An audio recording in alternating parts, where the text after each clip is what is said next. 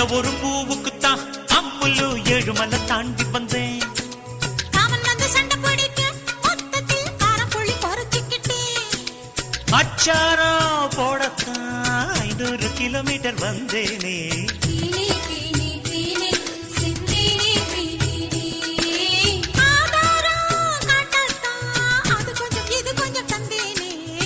பசி எனக்கு உங்க டீ